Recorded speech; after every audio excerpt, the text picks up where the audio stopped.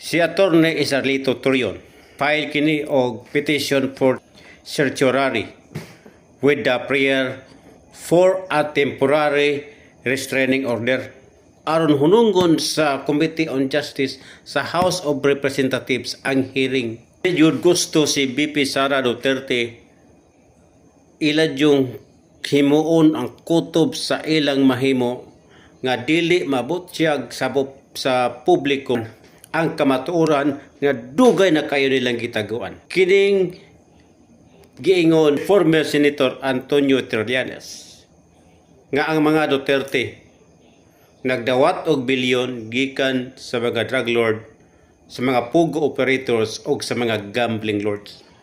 Dipinsahan nga dili gyud mahitabo ang hearing, dili gyud mo padayon ang impeachment proceeding aron padayon nga matago sa publiko nga kining mga Duterte mga dako kayong mga sindikato ilang buhaton kutob sa ilang mahimo nga ang tao, ang mga inosente dayon nilang tuntuhon ang mga tao nga nabudol nila. Dili na mahitabo nga musanong pa ang Korte Suprema.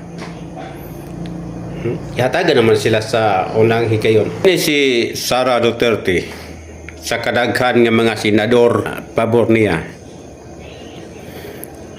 maglisod og kuhag numbers aron ma-konbikto si Sara sa Senate.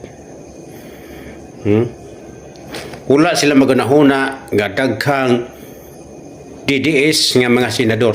Wala sila maghuna-huna, dili mag-konbikto si Sara. Ang ilad yung gidipinsahan pag-ayo nga dili yun mabutyag sa publiko nga sila ang mga sindikato sa atong gobyerno. Mao na ilang gikahadlokan o mao na ilang gidipinsahan nga dili yun mo mahibalan sa kadaghanan. Mao ga kutob silang mahimo ang Korte Suprema ilahang man na paglaom ta nga di na muhata og chance ang mga justices sa Korte Suprema. Padayon ang impeachment proceeding padayon hangtod nga kini madala ngadto sa trial ito sa Senado. Salamat hangtod sa sunod nato padaguban. Kini si Joseph Valdez.